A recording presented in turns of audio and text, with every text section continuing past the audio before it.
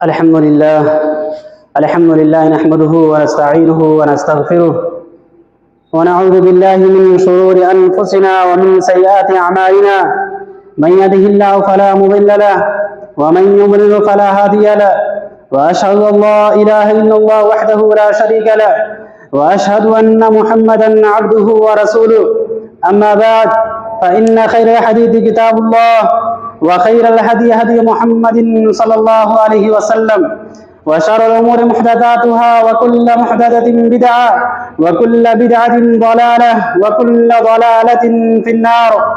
أعوذ بالله من الشيطان الرجيم. بسم الله الرحمن الرحيم. فإذا عزمت فتوكل على الله إن الله يحب المتوكلين. رب اشرح لي صدري ويسر لي أمري واحلل عقدة من لساني يفقهوا قولي. رب زدني علما اللهم رب زدني علما آمین. حاضرین جمعہ، تمام قسم کی تعریف و توصیف، کبریائی و بزرگی اس اللہ عز و جل کے لیے ہے جس نے ہم سب کو اس کائنات کے اندر پیدا کیا، جو احکم الحاکمین ہے، جو رب العالمین ہے، جو غفور الرحیم ہے. اور درود و سلام ہو تمام نبیوں پر، تمام رسولوں پر، بالخصوص آخری نبی جناب محمد رسول اللہ صلی اللہ علیہ وسلم پر. اللہم صلی وسلم وبارک علیہ. حاضرین جمعہ، آج اس خطبہ جمعہ کے اندر توکل علی اللہ کے موضوع پر کچھ باتیں آپ کے سامنے بیان کروں گا. اللہ رب العالمین سے دعا کرتے ہیں کہ الہ العالمین جو بھی باتیں بیان کی جائیں ان باتوں کو بغور سننے، سمجھنے اور اس پر عمل کرنے کی توفیق عطا فرمائے. آمین. ہم اور آپ ہمیشہ یہ کہتے ہیں، بولتے ہیں اور سنتے بھی رہتے ہیں کہ بھائی اللہ کے اوپر بھروسہ رکھو، توکل رکھو اللہ کی ذات کے اوپر. تو یہ توکل کیا ہے، اس کے فائدے کیا ہیں، اور توکل ہم اللہ پر کریں تو کس طریقے سے کریں. آئیے توکل کی تعریف حضرت امام ابن رجب رحمۃ اللہ علیہ بیان کرتے ہیں. توکل کی تعریف بیان کرتے ہوئے کہتے ہیں کہ توکل یہ ہے کہ اللہ رب العالمین کی ذات کے اوپر صدق دل سے اعتماد رکھنا، یقین رکھنا کہ اللہ رب العالمین ہی نفع دینے والا ہے، اللہ رب العالمین ہی نقصان پہنچانے والا ہے، اللہ رب العالمین ہی دنیا اور آخرت کے تمام معاملات کو چلانے والا ہے، اللہ رب العالمین. تو سچے دل سے اعتماد رکھنے کو توکل کہا جاتا ہے اللہ کی ذات کے اوپر. اور اس کو اور اچھی طریقے سے سمجھنے کی کوشش کریں. اس دعا کے ذریعے جو اللہ کے نبی صلی اللہ علیہ وسلم ہر فرض نماز کے بعد پڑھا کرتے تھے. حضرت مغیرہ بن شعبہ رضی اللہ تعالیٰ عنہ حدیث کے اندر آتا ہے کہ انہوں نے امیر المومنین حضرت معاویہ رضی اللہ تعالیٰ عنہ کو خط لکھا، اور اس خط کے اندر یہ دعا لکھی کہ اللہ کے نبی صلی اللہ علیہ وسلم ہر فرض نماز کے بعد یہ دعا پڑھا کرتے تھے: لا الہ الا اللہ وحدہ لا شریک لہ لہ الملک ولہ الحمد وہو علی کل شیء قدیر اللہم لا مانع لما اعطیت ولا معطی لما منعت ولا ينفع ذا الجد منک الجد. اللہ کے نبی صلی اللہ علیہ وسلم ہر فرض نماز کے بعد آپ اس دعا کا اہتمام کیا کرتے تھے، اس دعا کو پڑھا کرتے تھے. اس دعا کے ترجمے پر غور کریں. اللہم لا مانع لما اعطیت، کہ اللہ رب العالمین اگر کسی کو کوئی چیز عطا کرنا چاہے، کوئی چیز اللہ رب العالمین کسی کو دینا چاہے تو کوئی بھی اس چیز کو چھین نہیں سکتا ہے، روک نہیں سکتا ہے. اللہم لا مانع لما اعطیت ولا معطی لما منعت. اور اگر اللہ رب العالمین کسی سے کوئی چیز روکنا چاہے تو دنیا کی ساری طاقت مل کر کے اس کو وہ چیز دے نہیں سکتی. اس دعا کے اندر اللہ کے نبی صلی اللہ علیہ وسلم نے جو دعا سکھلائی کہ اللہ رب العالمین کسی کو کوئی چیز دینا چاہے، کسی سے کوئی چیز لینا چاہے، تو اللہ تبارک و تعالی اس میں ساری چیزیں شامل ہیں کہ اللہ رب العالمین اگر کسی کو علم دینا چاہے تو اسے کوئی دنیا کی طاقت مل کر کے اس کو روک نہیں سکتی۔ اگر اللہ رب العالمین کسی انسان کو ہدایت دینا چاہے، سیدھے راستے پر لانا چاہے، تو پوری دنیا کے لوگ مل جائیں پھر بھی اس کو گمراہ نہیں کر سکتے، اس کو سیدھے راستے سے نہیں بھٹکا سکتے۔ اور اگر اللہ رب العالمین روزی دینا چاہے، کسی کو مال و دولت سے نوازنا چاہے، تو پوری دنیا کی طاقت مل جائے تو اس سے اس کے رزق کو چھین نہیں سکتے۔ تو گویا اس دعا کے اندر توکل سکھلایا گیا، بتلایا گیا کہ توکل اللہ کی ذات کے تعلق سے کیا ہونا چاہیے۔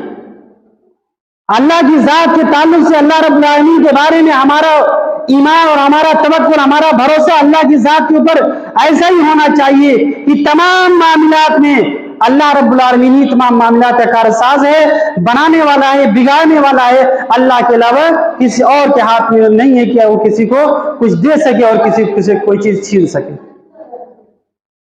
تو توکل اللہ کی ذات کے اوپر ہونا چاہیے، مکمل بھروسہ ہونا چاہیے۔ اور اگر ایک انسان توکل کرتا، اللہ کی ذات کے اوپر بھروسہ رکھتا ہے، تو اس کے فائدے کیا ہیں؟ اس کے فائدے کیا ہیں؟ تو آئیے پہلا فائدہ دیکھتے ہیں۔ انسان اللہ کے اوپر توکل کرتا ہے، بھروسہ کرتا ہے، تو اس کا پہلا فائدہ یہ ہوتا ہے کہ اللہ رب العالمین کی نظروں میں وہ پسندیدہ بن جاتا ہے۔ اللہ رب العالمین اس سے محبت کرنے لگتا ہے، اللہ رب العالمین اس کو پسند کرتا ہے۔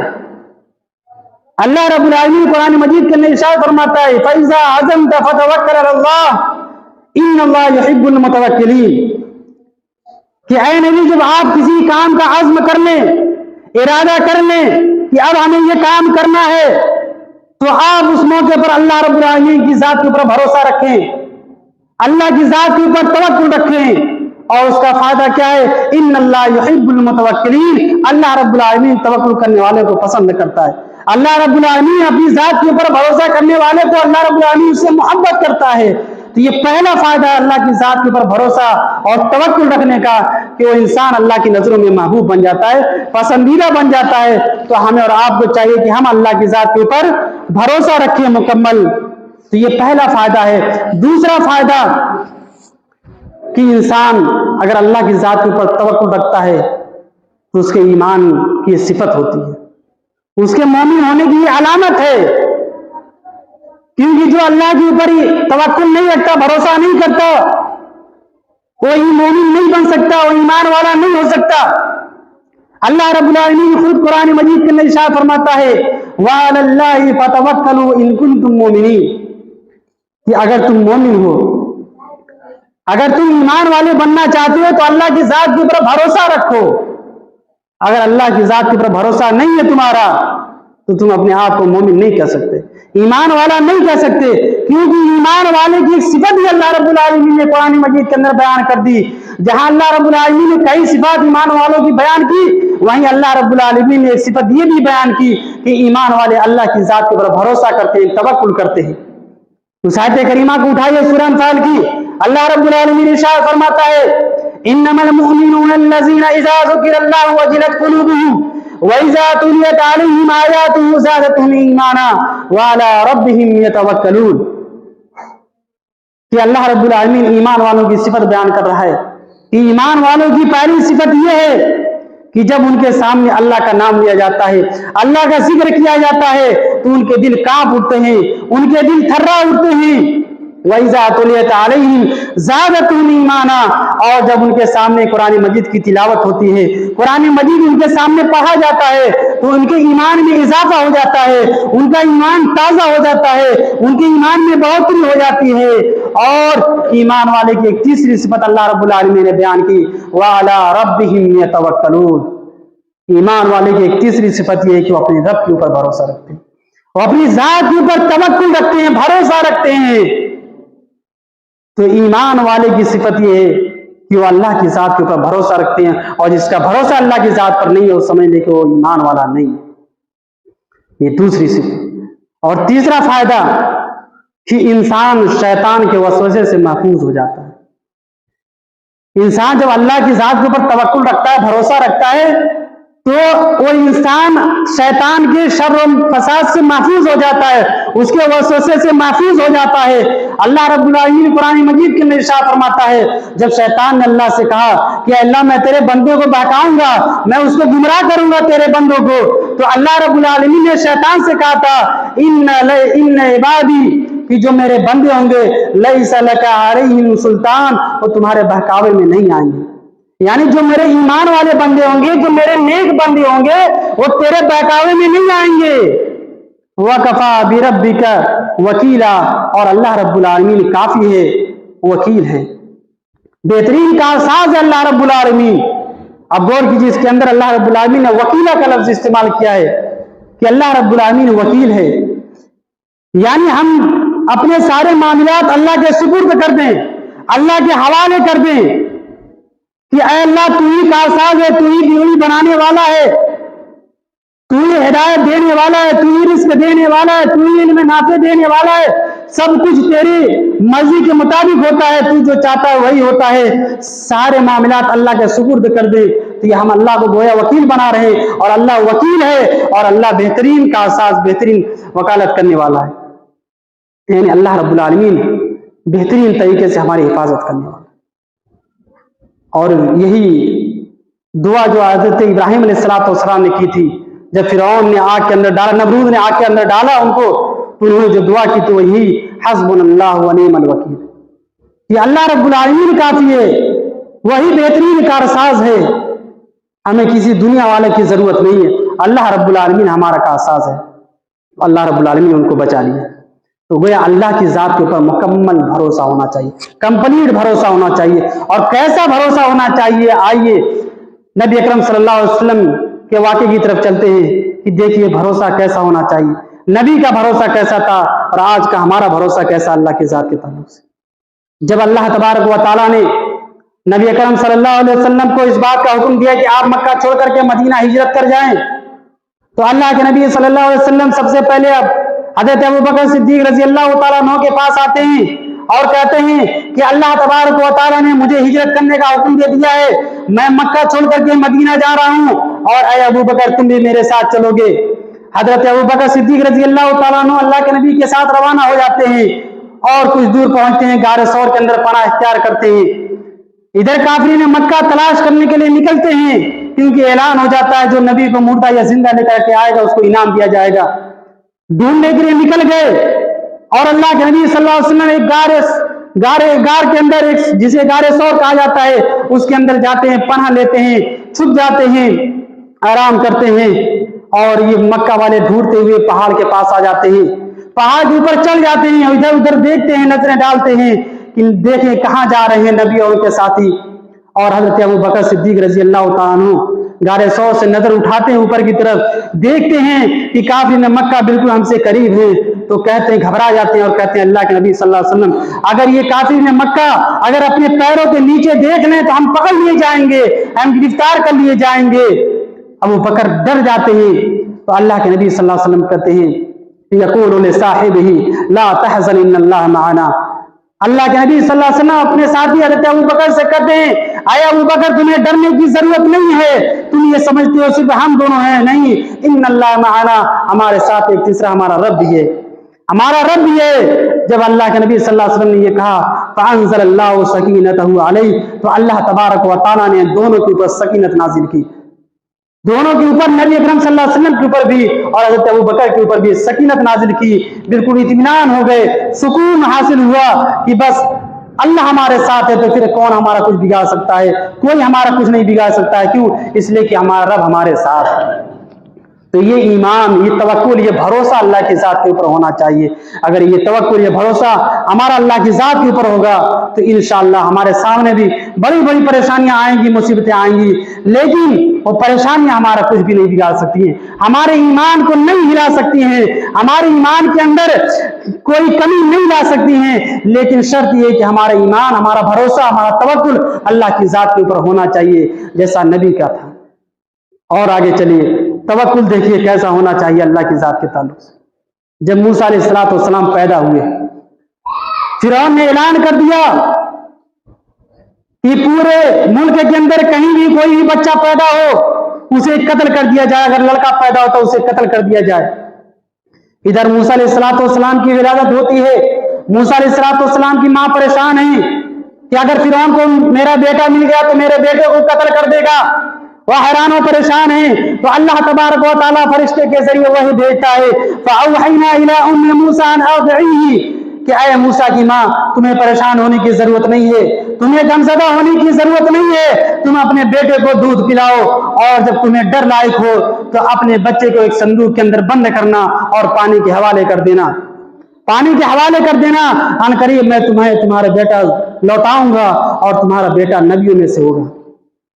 آپ غور کیجئے ایک ماں کے اوپر کیا گزرے گی کہ اس سے یہ کہا جائے کہ تم اپنے بیٹے کو صندوق کے اندر بند کر کے اس کو بہا دو دریا کے اندر، لیکن بھروسہ تھا اللہ کی ذات کے اوپر کہ اللہ نے کہا ہے تو اللہ ضرور وعدے کو پورا کرے گا، اور انہوں نے اللہ کی ذات کے اوپر بھروسہ کر کے دریا کے اندر ڈال دیا، اور پھر وہی موسیٰ کلیم اللہ بن کر کے آتے ہیں، نبی بن کر کے آتے ہیں جو فرعون کا مقابلہ کرتے ہیں۔